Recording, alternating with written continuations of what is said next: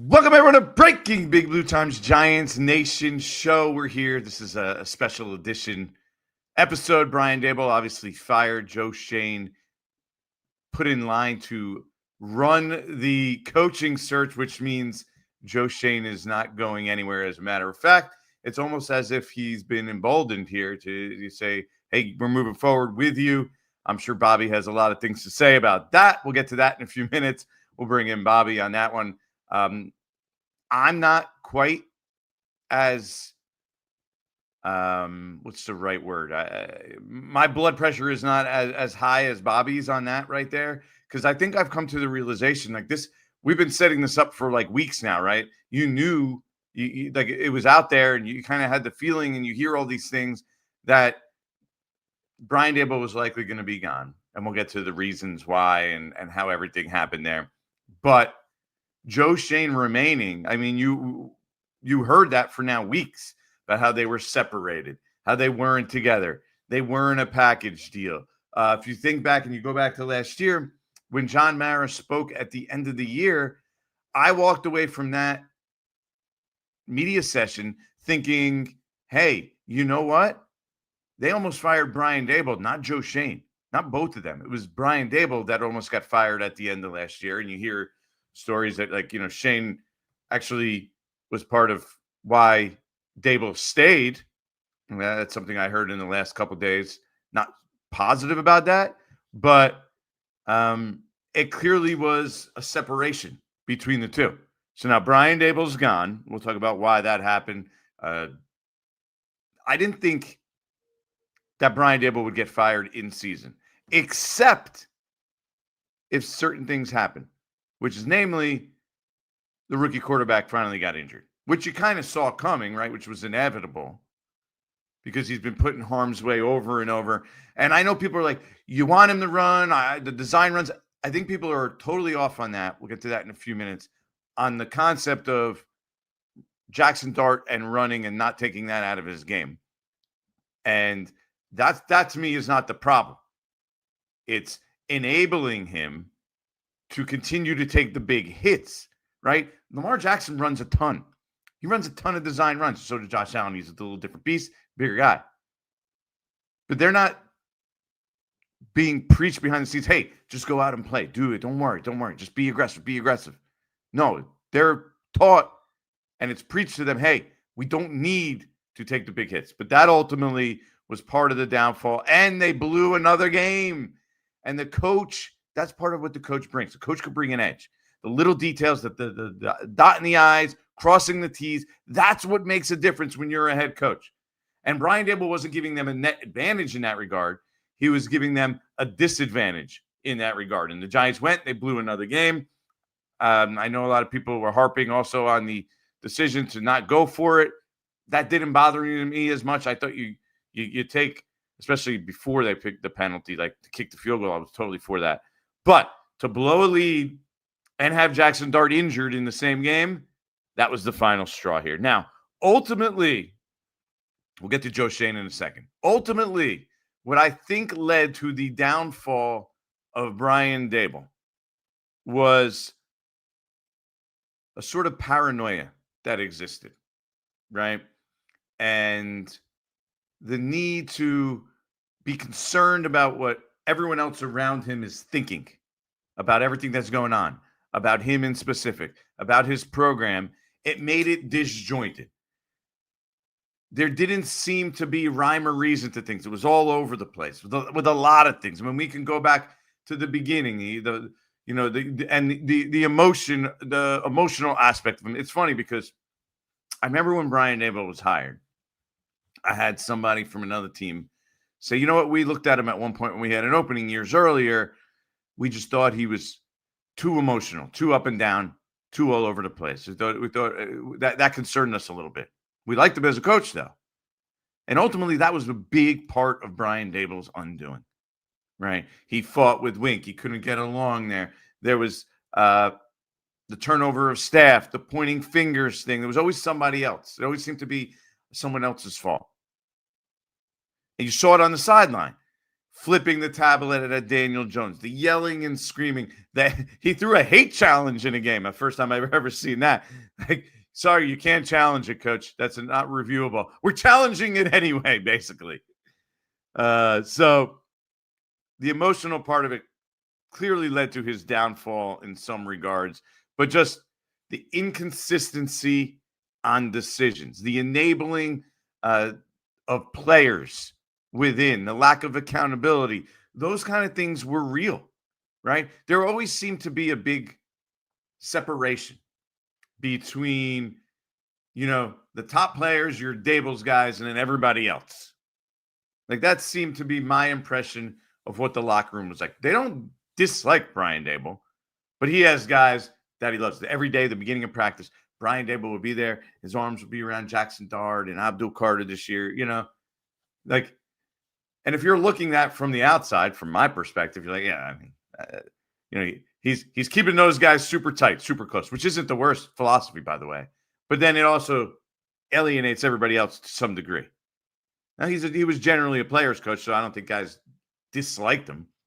But I do think a lot of guys realize, I mean, I was speaking to a couple guys in the locker room after the game the other day, was that, there's no one else to point a finger at anymore. Like, at some point he was going to end up being held accountable. So when I said, the pressure's going to be on Brian Daboll, I don't know if he makes it to tomorrow morning. A couple guys were like, we kind of understand, like, that's where we're at this point. We're not winning enough, right? 11-33 in their last 44 games. 11-33, which is brutal. Talking about a 25% winning percentage since that first year. 11-33. That's terrible. 25% winning percentage. Now, the flip side of that is the GM is part of 11-33, and he survives. Talking about Joe Schoen here.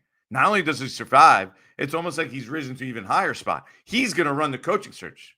His second, by the way, because he essentially ran the coaching search that brought in Brian Daboll. Second they hired Joe Schoen, Brian Daboll was going to be the head coach. That was sort of known. That was a package deal. That was going to happen. So now Joe Schoen is in line to hire another coach. And you say, well, what has Joe Schoen done to earn that? Right? Why does Joe Schoen get to survive and Brian Daboll doesn't? Well, I'll start with this. When you're the GM, when you're Joe Schoen, you orbit at an almost higher level above the head coach. Right? The head coach is here. The GM is here. Ownership is up here. He orbits at a different level. He's become close with the Mara family. He's got part of the Mara family in his personnel, right? Tim McDonald is someone he has a good relationship with, who's in personnel. I don't think that hurts, right? And then there's the idea, ownership. You saw it in the statement that they put out. They think the Giants have a good young nucleus of players to build around. So that's them saying, the Giants ownership is saying, we think we have good enough players to win games. The coaching staff, pointing the finger, did not do a good enough job. That's what that statement is saying. And we're not going to hear from ownership. Obviously, John Mara, he's dealing with, an illness. He's battling cancer. Steve Tisch hasn't spoken in years, right? He's not the same that he was, 10 years ago either. So Joe Schoen is kind of, the figurehead for this organization right now, for better or worse. And that statement said, Joe Schoen's our general manager going forward. So now the dilemma is, we're going to hire a new coach with a GM that already exists. Now, there might be some people out there, some candidates that are going to say, do I really want to work with Joe Schoen? Is this the right spot? Is this the guy I want to work with? Because he has made some enemies along the way. That's real. That's out there. But at the same time, this is a good job. It's the New York Giants. There's only 32 head coaching jobs in the league. You're not going to have any problem finding a head coaching candidate. That's the reality of the situation. Head coaches nowadays make $8 million a year. You get 5-year deal. I mean, I'm just saying on average, basically, at least the top guys make 20, but $8 million a year, 5 years, that's $40 million. Coaches don't make $40 million anywhere else, unless you're one of those 32 jobs. So they're not going to have trouble getting somebody to come take the head coaching job of the New York Giants. We'll get to some candidates later. I'll bring them up to Bobby. But before we get there, I want to bring up one last thing. I want to talk about the Jaxson Dart thing. He gets injured. And I said before, I think people are a little bit off on this. They're like, well, you can't just draw design runs. You can draw the design runs if your quarterback's good at not taking hits, limiting hits. Lamar Jackson does a great job at it. Jalen Hurts does a good job at it. Like when he's running, he gets the first down, he goes down. Now, I know he slid a couple times, but it's not just that. It's just straight running out of bounds, giving up the potential extra yards at times instead of going to run over Zach Bowen in the chest. Great. It looks great. And on third down, sometimes you need it. I get it. But if you do that regularly, anyone with eyes could see that eventually he was going to get hurt. And the problem isn't, his thought process, Jaxson Dart. He's a young guy. You want that. You want him to have that dog in him. But and this is where I think the Giants failed him and Brian Daboll and the coaching staff failed him, is that you should be preaching to him. We have to limit the hits. We have to limit the hits. Not enabling him and saying, no, we want you to be you. We want you to be you. You cannot take those hits in this league. You will not last. You will not play. One of the players said to me after the game the other day, he said, yo, how'd you know basically he was going to get hurt? You're like a savant in that regard. It's like, no, anyone with eyes could have seen that eventually he was going to get hurt. He went to the concussion test 3 times already this year. The 4th is finally the time where he didn't make it out of the protocol. And now he's getting checked for a concussion. So the coaching staff needs to be all over him. We have to limit the hits. You cannot survive in this league. This isn't running over some donk cornerback in the SEC or the Big 12 or whatever. This is running over NFL players. There's guys tracking back. They're going to hit you. They're going to take big hits on you. If you make yourself a runner, you're meat for them. They're going to come. They're going to deliver that big hit if they get an opportunity on the quarterback. And you're not going to stay healthy. So they have to continually get it in his head. Keep pounding that idea to Jaxson Dart. We have to limit the hits. We cannot be taking all these big hits at the end of runs. That's when a lot of them came. He gets these nice runs, big gains, gets downfield. Got to get down. Even if it's just, Lamar Jackson has a way of going down. It's almost head first, but he avoids these big hits consistently. He kind of like slips and slides down. There's a talent to it. Certain guys have it. They have to make sure that Jaxson Dart gets there. And Mike Kafka, hopefully now, with him running the show, he's the interim head coach, which I think is interesting because he's going to get an opportunity here. If they do well, I think Mike Kafka will have a legit shot. Otherwise, I don't think it's out of the realm of possibilities if the Giants like what Mike Kafka does and Jaxson Dart continues to play well, that if there's a new coach that comes in here, they say, hey, what do you think of Mike Kafka as an offensive coordinator? Would you be open to that? And if he does well with Jaxson Dart and it's really good for the rest of the year, and it's a defensive coach or a guy who's like a all-encompassing leader, which I think it should be, Mike Kafka is not a terrible choice to give Jaxson Dart some continuity moving forward. With that being said, Bobby, how about we do this? On to the next one. This way I can get a break in there. On to the next one.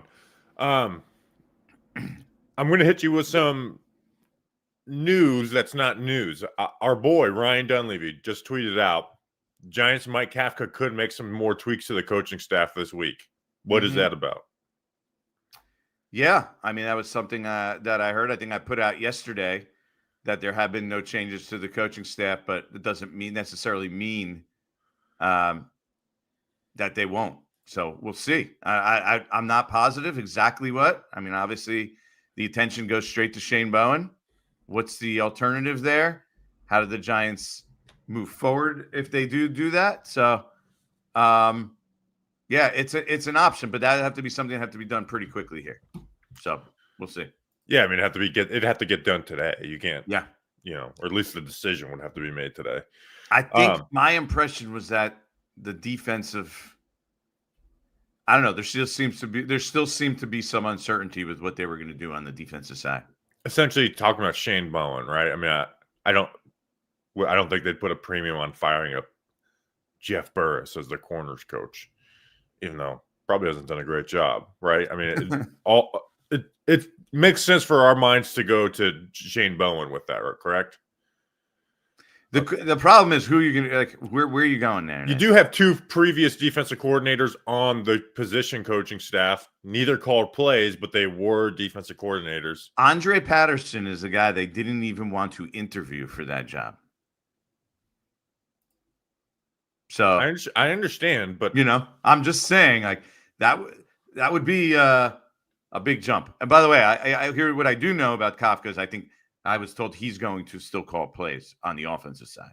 That would make sense. Which would make sense, but he could have said, "Hey, I can give it to Shea Tierney." We'll see. Remember, Shea Tierney's a straight Daboll guy, though, right? He is Daboll's little Daboll is basically what they call him. Yeah, he would rip him from Kafka that give him the Shea Tierney in the middle of games in 2023. So I don't think I will be as a film nerd. I am a little excited to see all right, which now I can get a clean answer on what type of stuff does Kafka really like and which part was the Daboll influence stuff.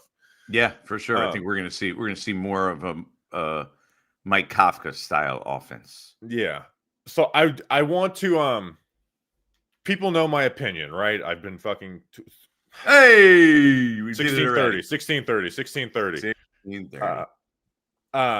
I've been tweeting, put out a full podcast, put out a reaction video. So I don't want to insert my opinion too much into this and more kind of get yours and what you're hearing. What have you heard from the players' side? Obviously, you'll get a better idea of that when you get into the locker room tomorrow. But, I'm sure you've reached out to players. What are they thinking right now? What are they thinking? I don't think they're demoralized. I think it's sort of indifference. I spoke to a bunch of guys after the game, and they kind of knew, Daboll was running out of people to point the finger at, right? It was Daniel Jones's fault. We all knew that. It was Daniel Jones's fault. Well, now we're sitting here at 2-8. Whose fault is it, right? And the idea, their decision making, this is the impression I got from guys in the locker room a lot. It's man, I don't know. They just, their decisions. We don't know how they make these decisions. It's just all over the place. They had gotten to a point where they were just used to it at this point. And that they need to be, and this is, I think, was ultimately what got Brian Daboll fired, was his own paranoia and worried about what everyone else was thinking about his program. And, one player actually said to me, we need a coach who comes in here who doesn't care what people on the outside think. The fact that they said that to me just reinforces everything that we thought about Brian Daboll and why it went wrong, that they were worried about all the wrong things. He's, telling players, you have to say, here's what I want you to say exactly about your injury. You're worried about the wording that they use when they're talking, every single player. You're worried about the wrong things, man.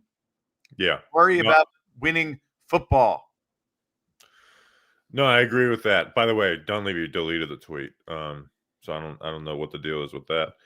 Maybe he usually misspells and then edits every single tweet. Well, that's the Giants probably getting to him right there. But it was definitely something yesterday at the time that was said to me.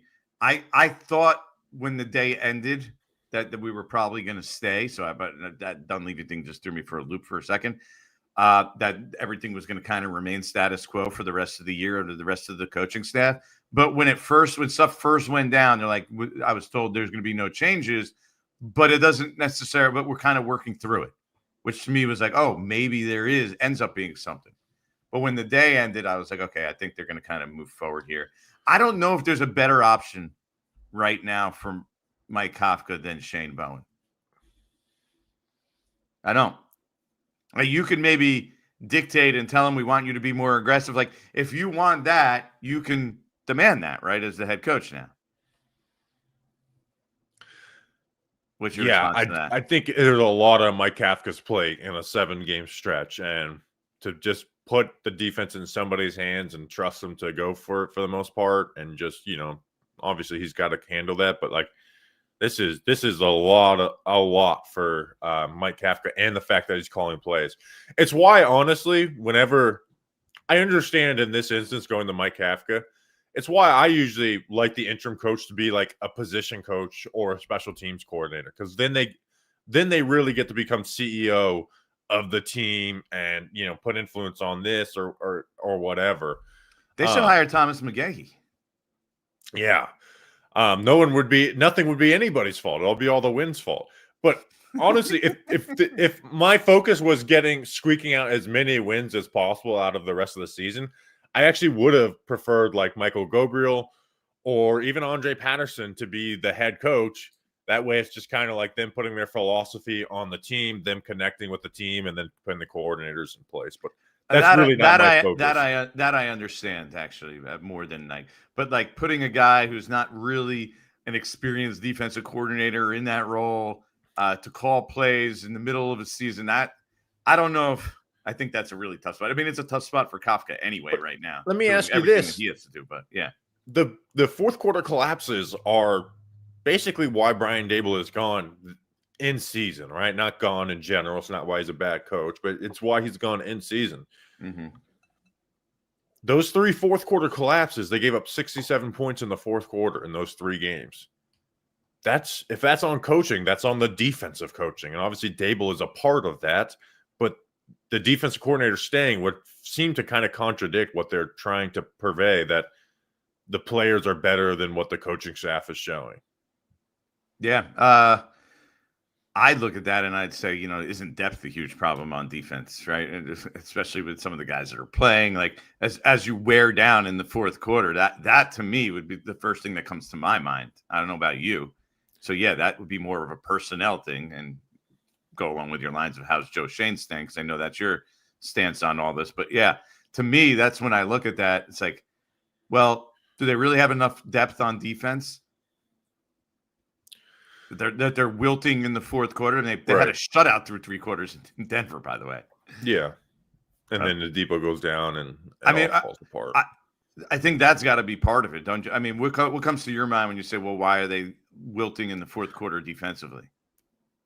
Yeah, so one, I think teams are smart, and they're not getting away from the run in the fourth quarter against the Giants, which has helped them. Chicago, that helped them greatly.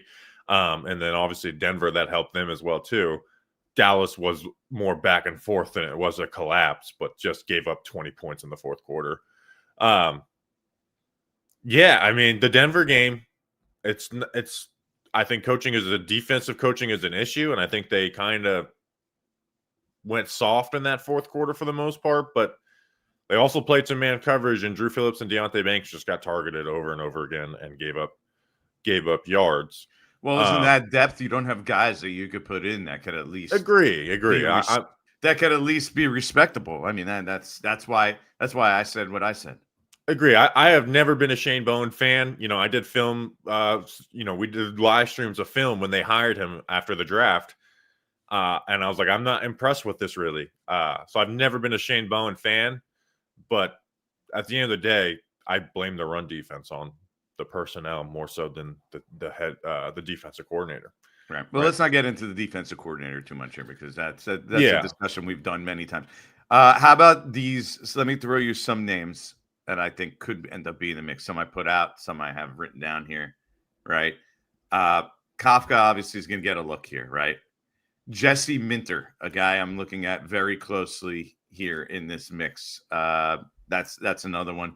Antonio Pierce, I believe he'll at least be in the mix to some degree. Who else? Oh, Marcus Freeman was a guy I could see them looking at, a guy like Marcus Freeman. And let me also throw in, how about a Matt Campbell? I know they're having a rough year this year, but he's been a guy who's attracted interest from the NFL over the years. That's the Iowa State coach, right? Iowa State head coach, yeah. And then a guy like Jeff Hafley, I think, is an interesting one too. Has had some was a head coach in college, Boston College, where the Giants do have some connections. And now he's a DC in the NFL. He's a DC in Green Bay. So I think that's an interesting one too. So Jeff Hafley is another name I'll kind of throw in there. And then Steve Spagnuolo is maybe, I could see them giving him an interview just out of sort of respect. I think he would have his work cut out for him to get that job. But yeah, Yeah, Hafley. I mean, Chris Nee was at Boston College under Jeff Hafley. While Chris they Nee, were by the there. way, for those that don't know, is working in the front office under Joe Schoen right now. He's always sitting next to Joe Schoen as well too. But So how do you know that? I watch TV. I don't listen on the radio. Oh, you mean as we all when know. you see it also. And yeah, someone else here mentions David Shaw, which I think is an interesting one. I know the Giants in a previous life with the different people in the organization were there running the show, the Jerry Reese regime. They loved David Shaw back in the day, and they That was wanted him the Stanford to take coach, the job. right? Yeah, so basically he's back and I think he's working for the Colts somewhere in the Midwest. But yeah, he's back in the NFL working, and so maybe he would be interested in that. And I think, to me, the key here is going to be, and the Eagles do a really good job at this, and other teams seem to be looking at it in a different perspective. It should be, we need to find the best leader, not the best offensive X and O's or defensive X and O's scheme guy. Someone said David Shaw's the passing game coordinator for the Lions, not the Colts. That's right, Lions. You need to find the best leader. That, to me, is absolutely imperative. Finding the right leader. Okay, so that's where because I haven't looked into head coaching candidates. I'm really not in the mood for it this week, right? I think that's the nice thing about doing it this season is I don't have to rush into this, right? If you ask me quickly, my favorites off top, Clint Kubiak. I know people don't like the offensive coordinator idea, but I look at some of the best head coaches, the most sustainables, and they were offensive coordinators. But again, getting past that, right? He's going to be a popular candidate, by the way, also. My dream is John Harbaugh gets the Ravens part ways. Yeah. I know a lot of the ones also people want to bring up, and sure, if any of these guys shake free, you have to absolutely consider it. John Harbaugh, Mike Tomlin, Kevin Stefanski, these are all, if they happen to shake free as coaches, have experience, have had some success, and are all good coaches. So, yeah, absolutely those three guys, if any of them would happen to become available, would be a guy that I think any team and every team will be interested in. My question to you, though, is are they looking for a type? Because when you see the names that get floated out by certain people, and you hear things, it feels like they are looking for a type. And when you say that leader thing, that sounds like a buzzword where it's like looking for a guy who's either been a head coach before or essentially is not a young upcoming a guy who coaches the offense, basically. I don't know about specific types. I think. And what is Joe Schoen looking for in a head coach if he is leading this search? Like, what are the more important things to him? Well, I think obviously a plan for the quarterback is going to be near the top, right? You have to. There has to be a strong, sound plan for the quarterback and how they develop him moving forward. And I think leadership is the other thing, because that's where the Giants, I think, kind of failed on this one. Is, the leadership it wasn't Brian Daboll's leadership. I think that was part of the problem. His program and his leadership just wasn't built for the whole team. And sometimes you have that, guys. Hey, he's just made to be a coordinator, right? And so I think we don't know Joe Schoen, but he was the one who wanted to hire Daboll in the first place, though. So you do have to keep that in your back of your mind. I don't know what that means, and I also think Tim McDonald is a strong voice in this process here. He's a big shot in the organization. He's part of ownership. He's part of personnel. There are people he's looked at, I believe, over the years in regards to potential coaches moving forward. I think he's a name that we definitely have to consider. Okay. A lot to unpack. Let me ask you this. Let's talk about the elephant in the room. Mm-hmm. John Mayer has cancer, and let's just say it's not getting better, right? What if it's not getting better and it's getting worse? What is the structure of the organization right now? Who's in charge? Is there a succession plan if it does get worse for John Mayer to where he's not cognitive to make decisions? Even though he did make the decision to fire Brian Daboll and then alerted Joe Schoen. So, like, what is the dynamic if John Mara is not part of the day-to-day? They're looking for a head coach.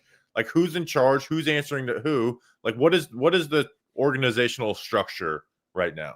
Yeah, that's interesting because I don't think anybody really knows the answer. I can't definitively tell you that. What I do know is that there is always a succession plan, and I believe you have to file one with the league to have a succession plan in place should anything ever happen.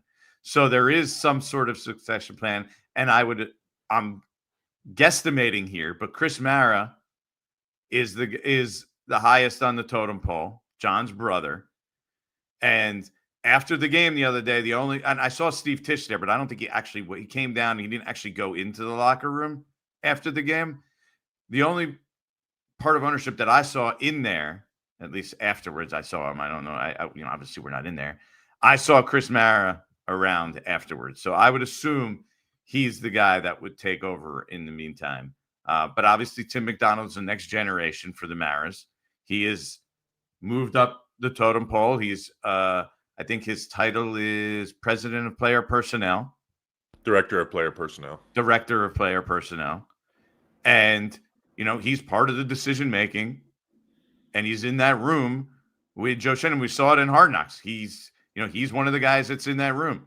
Dennis Hickey is a very highly trusted guy for Joe Schoen. And right there in that mix is also Tim McDonald. So I think that's where this is probably heading in the future. So I try to not do blame everything on nepotism, but I do think it's a part of it.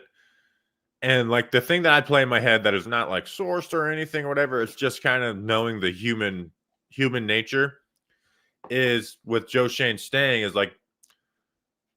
how could Tim McDonald continue to be promoted through all these failures at GM?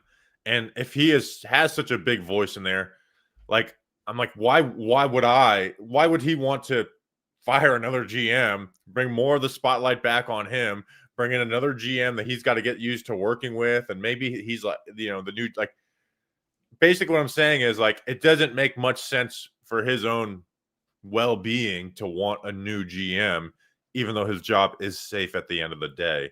And I can't get over that's got to be clouding some of their judgment is the fact that Joe Schoen is very friendly with people who cannot be fired. Don't think it hurts. I mean, I really don't have much to add to that, to be honest with you. Yeah, it's part of why if the succession plan, I don't want to go to Tim McDonald. I would like to see Chris Mara because I think he could be a little bit more honest with where Joe Schoen and all of them stand. Let me get to some of the other questions I had. Here's one. Why aren't they talking to the media? Why are they going to send Mike Kafka out to answer all these questions after firing a head coach? Isn't that pretty weak? I understand why John Mara is not, but how does Joe Schoen? How does Joe Schoen not go out and talk to the media after firing the head coach that he brought in, and just send Mike Kafka out there, who's got a huge task ahead of him to answer all the questions for that? Yeah, I'm just thinking that Joe Schoen usually talks at the bye week, so they're probably just going to save it for the bye week, which is what Thanksgiving, a month away after Thanksgiving. Don't you think a head coaching firing would change that? And maybe we just don't do the bye week one. We do this one now. They don't have the person from ownership that can go out there right now. I don't think they see a benefit for it. So yeah, I mean, I don't know their thinking on it. Wouldn't the benefit being not making Mike Kafka have to answer a million questions that he can't answer? And you can't not ask Mike Kafka those questions. This is the way it's been trending over the years of the head coach being the CEO of this team. And I get it. He's an interim head coach. It's an unfair spot. But the owner hasn't talked in a long time. He has been talking. I'm talking about John Mara. He's talking less and less over the years. Steve Tisch hasn't talked in, 4 years or 2019, when he said he was going to be more involved. When they fired Pat Shermer was the last time he spoke publicly. Okay, I think he spoke when they hired Judge.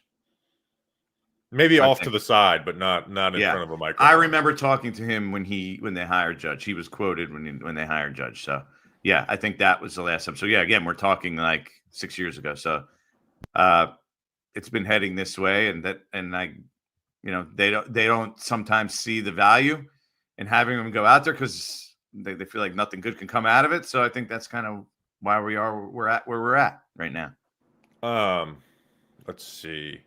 Oh, what differences are we going to see? Because there was obviously some differences of opinion on player personnel. Like, do we see Jalen Hyatt play more this week? Like what are going to be some of the differences that Joe Schoen tries to portray? Like, this is where we had disagreements with the coaching staff.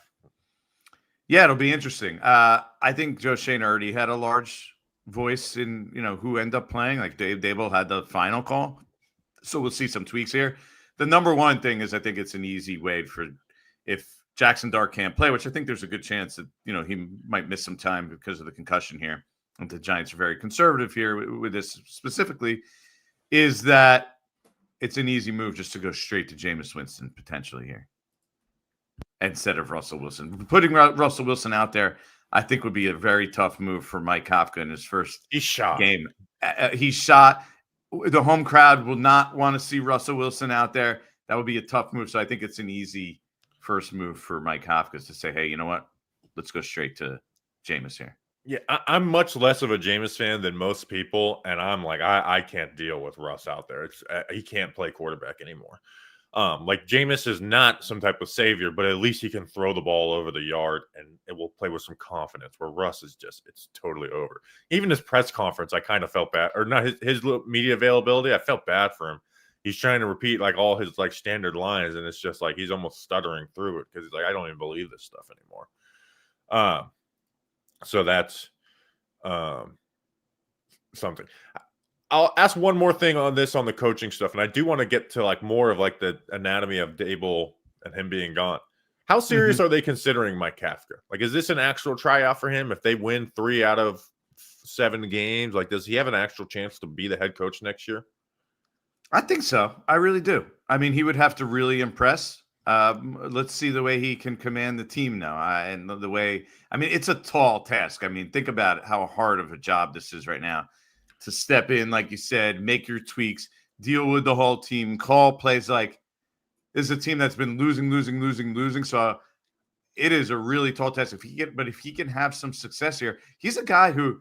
So I spoke to people around the league who interviewed him. Right, I even have a piece of paper right here of like things that they told me. Like, and every time I speak to people, like they've been pretty impressed with him. The people that I talk to, conviction. He has conviction in what he believes. He's even keeled and confident. Even keeled, obviously, way other end of the spectrum from Brian Daboll, right? His football is sound. He has the Mahomes part of it because he was greatly involved in the development of Patrick Mahomes. That was his job as his first year. I believe it was 2017.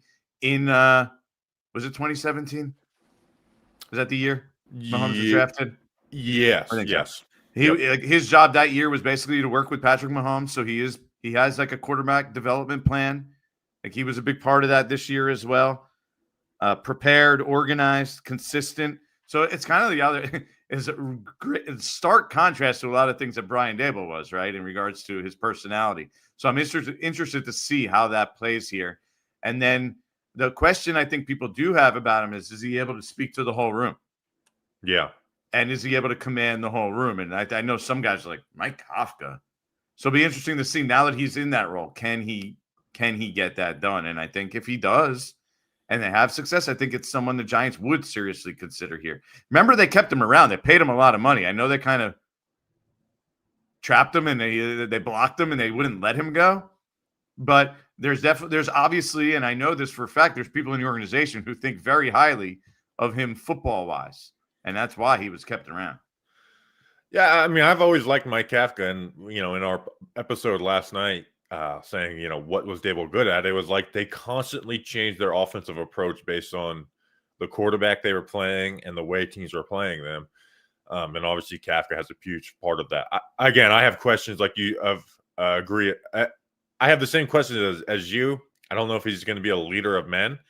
And I don't think that he should be the head coach here going forward, not even just specifically about him. But if you're going to make a change, you need to make a change, not just upgrade, one guy's spot. We've seen that go wrong before.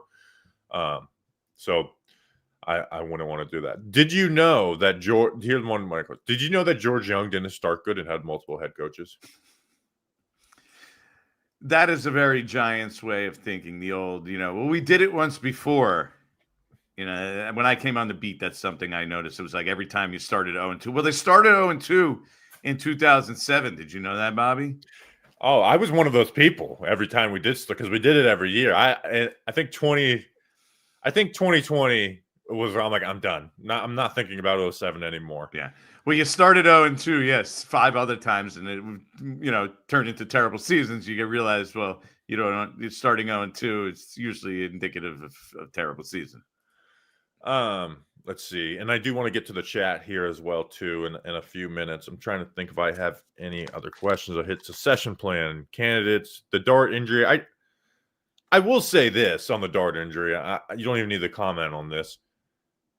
If there was one game where it looked like Daboll was actually getting through for Dart to take care of himself, it was this game. He slid multiple times.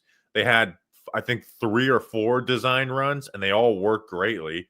It was not the design runs are great. You don't get rid of them. Yeah, and the issue with Dart was like the end of the 49ers game where there's like 4 minutes left and he's putting his shoulder through DBs down the field. Like that's the type of stuff, like you said, you have to drill in, but he wasn't doing that in this game.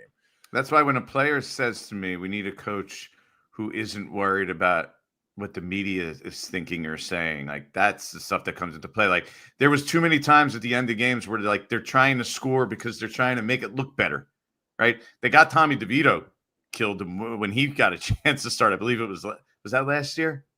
Yeah, against Tampa, right? Yeah, he got smoked by Yancey in the back of the end zone. They're trying to score like, at the end of a game just to make it look good. He's, and he's getting just absolutely crushed. Like those kind of things, like having Dart run at the end of the game so they could score a touchdown down 17. Like it's almost more for perception than it is for reality. Agreed. Is there any chance there's changes to the front office even with Joe Schoen staying? Because like it'd be hard to go status quo, right? Really? I know. I always try and think of like realistic. Do we see? I feel like we see a trend here. Like last time it was Daniel Jones's fault. This time it's Brian Daboll. It's like one by one. It's just we're gonna tick them off, Bobby. Yeah. Like I said, I'm trying to not insert my opinion too much into this show. Let's see. Let me make sure I got all of. We like your opinion now. I mean, I get it. I get it. We know what you're thinking there. And I'm trying to not get. It is what it is. I think we should, that's why I'm just trying to tell you what I think the reality is. I'm not giving you my opinion either of what should happen. I'm just telling you it looks like they're going to roll with pretty much the same front office and say we just didn't get enough out of the coaching. Look, we got you good enough players to win some games. We shouldn't be 2-8. We shouldn't have been 3-14. Yeah, and I'm going to spend today probably talking about Joe Schoen being here, and then it's just going to be quiet on my front on that probably for a couple of weeks, and maybe drop a bomb. But this is the last thing I'll ask before we go to the chat for questions. Okay. Before this happened, Jordan, I would talk to people, and you talk to people, and then we would talk to each other, where it's like Joe Schoen is safe, and we talk, and I'd be like, this is before, and I'm like talking to somebody, and I'm like saying, yeah, he may be safe, but there's 8 games left. And it's like, no, I'm telling you, he is safe. Like, stop saying that. But I'm still sitting here, Jordan, and being like, they have won 2 games, and there's 7 games left. And we saw it last year where at the bye week, people did not dislike Joe Schoen. They didn't, right? Most people still like Joe Schoen and Brian Daboll. They move on from Daniel Jones, and now there's no more talk about Daniel Jones. And now, at the end of the season, the majority of people wanted them fired. Is that in play here? That these 7 weeks go terrible, they win 1 game, and whoever's in charge is just like, this is enough. We actually do need to totally reset and fire the GM, because we still have 2 months of the winter left, and we've seen the winter get ugly in Giants land. I'll say very slim, right? Very, very slim. Something would have to go terribly, terribly wrong. Because think about it. Between now and then, you're already going to have Joe Schoen being the one putting together a coaching search and spending time on candidates, doing background, doing all this on a coaching search. And then you're coming up with a scenario where you say, well, by the way, we're at like the 5-yard line for the coaching search, right? You're talking about in January. Now we're just going to say, no, this isn't going to work. We need to move on now. Think about how unlikely that is. So I say very, very slim. But you could also get blown out in these next 3 games, have a bye week, and then come back and lose that game at home. And you've lost 4 games in a row with new coaching staff. The fan base would be going off of 8 losses in a row. And that's, again, I understand. It's not the same at all. It's very slim. Yeah. Okay. I that's what people tell me. I'm just kind of trying to wrap my head around it. Yeah. They could lose out, and I still would probably expect Joe Schoen to be back. Yeah. All right, let's get to the chat. Let's see. We're at 46 minutes for the Q&A. On to the next one. So want to hit some of the super chats real quick. I got it. You want me to start rolling through here? Let's go rapid fire. Yeah, Paul Schwartz, the most shameless journalist ever, says Matt Smith. I don't think you want to answer that one. Next one. I just saw that. Savage Steve, any chance they would seriously hire John Gruden? Interesting name only because of his background. You're talking about a guy who hasn't won a playoff game, by the way. I think it was 2007 the last time he won a playoff game, if I remember correctly. Yeah. So, that's 18 years ago. I don't think that would be the right move. And here's another little wrinkle to add to that. The Giants have a very close relationship with the league and, Roger Goodell, and Goodell has the thing with Gruden. I don't know. It's just hard for me to see that being the way the Giants would go at this point. Matt Smith, I'm going to pass on that one. Paul Schwartz, the most shameless journalist ever. Clearly we know, I'm not even going to say anything. No, it's great. George Young. I got into it last night with somebody who's like, oh, so you don't think it'd be turned around? Like Ernie Accorsi had 3 losing seasons in his first 4 years. I was like, he went to the Super Bowl in one of those years, and the losing season was 7-9. This is not the same at all. No, it's not. I'm just saying it can be turned around. It's like, okay, yeah, anything can be turned around. There's almost no correlation between that era and this era. There's any of those comparisons. You want to go back to the 70s? Okay, now we're talking, right? That's basically what this is. But then again, it's such a different game. It can't even go there at this point. All right. Philip Brandstetter says, with the next head coach likely being Shane's last shot, do you see him going with an experiment like Pierce Kafka or the safe option like McCarthy and Aruma?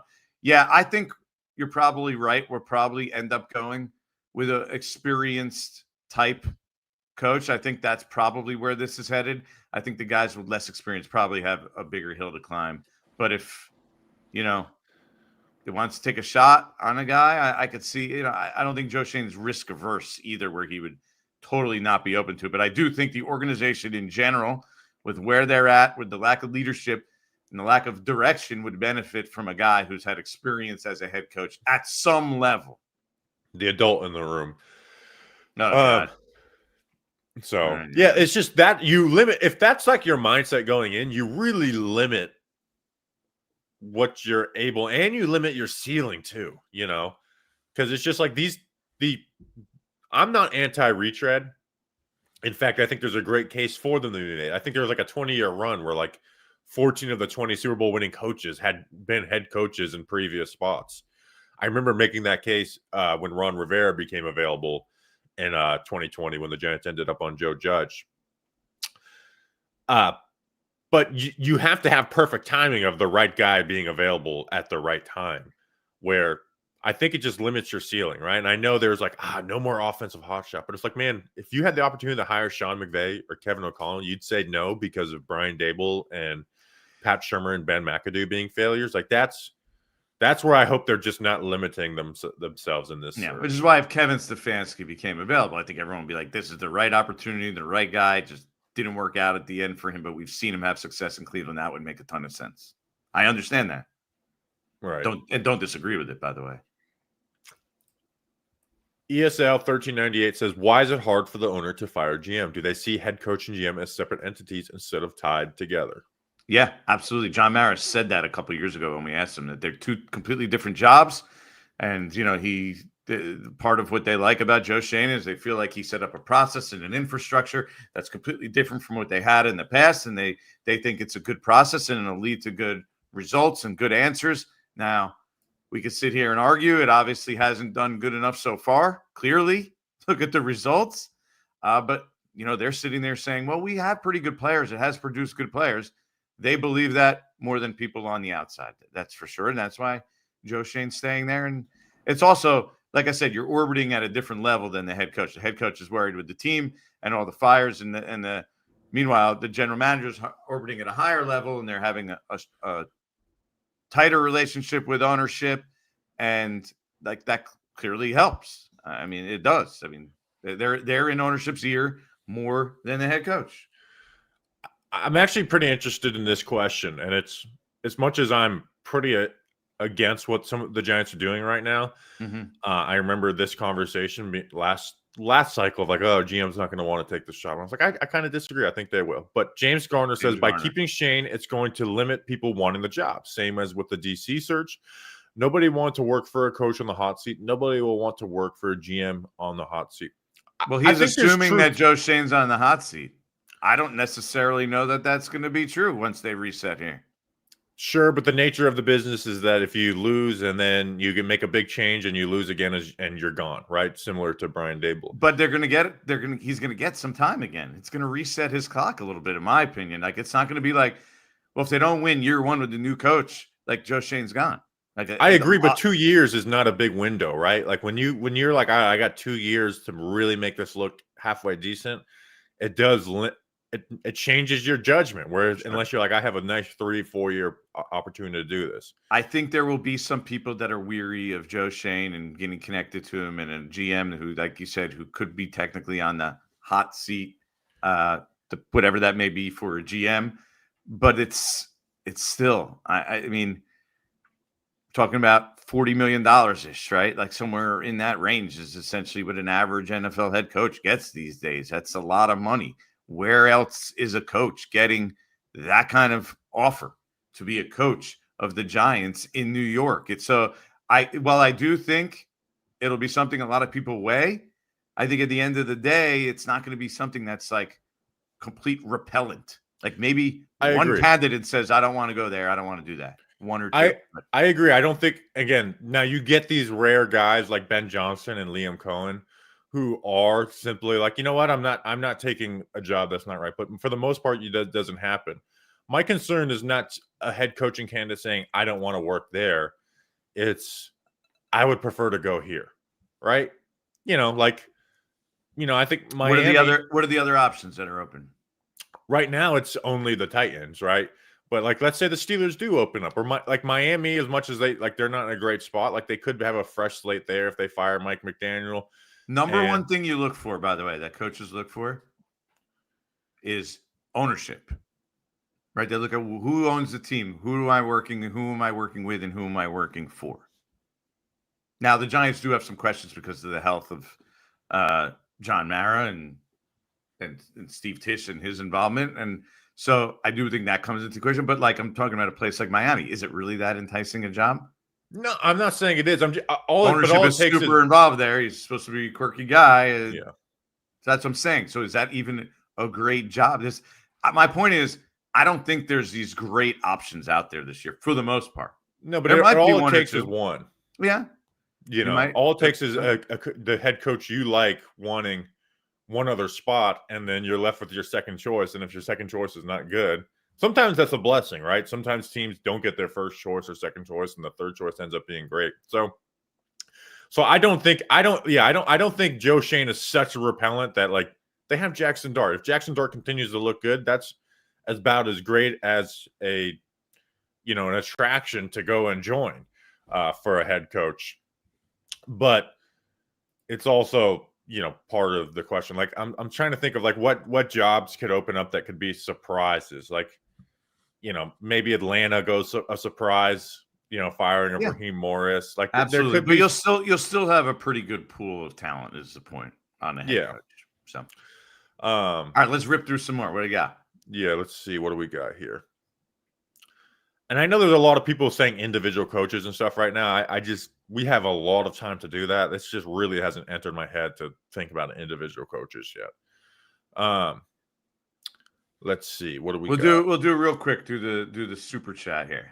They do because it's they say, what are the chances of hiring Mike McCarthy? I think it's something they'll consider. I don't think they'll just immediately shut the door and say no chance. I also don't think it's something that is going to blow anybody away. Your thoughts on Mike McCarthy here and that being a fit? Well, former head coaches sometimes are the most criticized because we've seen them as head coaches, right? We're guys we haven't seen. We don't know their flaws, right? It was like the conversation with Brian Flores last time. I was like, because, I did a preview of all the head coaching candidates. I'm like, I can tell you the most wrong about Brian Flores, even though he might be the best guy for the job. But because he's been a head coach, I know all the things that he's bad at as a head coach, where the other guys, we don't know yet. Let's get the Brian Flores thing out of the way real quick, though. There's the lawsuit with the league and the Giants and everything that went down there. That would make it that would make it tough. Yeah. Like, I don't see that one happening. Mike McCarthy, I don't think he's as bad as some people make him out to be, but also he's not putting a big ceiling on as a head coach. Nobody watched Mike McCarthy and thought he's this, this genius head coach. In fact, he might be I kind of hated him as the day he, had his press conference and he admitted he lied to Jerry Jones about watching all the Cowboys games film, and they had this whole PR thing done where, oh yeah, all these coaches, we get together, we look at and it was like, no, they get together like once per month and just hang out. Like I tend to go away from those guys. And I didn't, but I don't think he'd be I'd be surprised. worst. I'd be surprised if we ended up there at the end of all this stuff. Yeah. And people give some questions in that aren't just like, what about this coach? What about this coach? Because I want to see some new thoughts in there. Let me ask you this while I wait for some of those questions. What's the press conference with Kafka gonna look like tomorrow? I think it's going to look pretty similar to his press conferences in general. He's not going to be the most verbose. It's just not his personality. This one's different, though. Like the next 20 will be him saying nothing, 1 minute and 30 seconds at a time, of just like, it's unbelievable all he can say without actually saying anything. Where Brian Daboll is the opposite, where he just is like, yeah, no. I texted you Friday, getting off track. It was so funny that Daboll knew Gano wasn't going to play, but he just doesn't want to tell you he's not going to play. But he gets himself into this like 2-minute hole of having to answer like 7 different Gano questions because he won't just say flat out Gano is not going to play. And so you guys are peppering like that doesn't make sense. And he's like in his head like, yeah, I know he's not going to play, but I don't want to tell you guys 3 hours. Yeah, I hope he doesn't do that again. Like that's just an unnecessary battle for the coach to fight. So I really hope Mike Kafka doesn't like look at that and think that's the way to go. Like you're not gaining a competitive advantage by telling a team if Younghoe Koo or Graham Gano are going to kick. By the way, he wasn't even going to do kickoffs until Jamie Gillen decided to hit the ball out of bounds a few times. Yeah.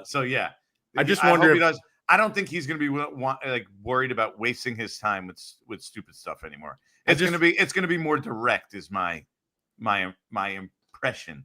But you never know until the guy gets and steps up there. I wonder if Daboll, after like 7 different Gano questions, was like, I wish I would have just told him Gano is going to be out. Yeah, because the ironic part is Ben McAdoo was pretty good talking to you when he was an offensive coordinator. He wasn't bad, and then when he got up there as the head coach, he's like, my approach is not to say anything and not tell keep everything in house, and it made him look like a buffoon. Let me see. I was talking and let's see. We've kind of hit on everything. And Sarna says, can we soundproof the media areas from the flyovers, Jordan, get on it. He's talking about, so during the press conferences, there's airplanes flying over constantly.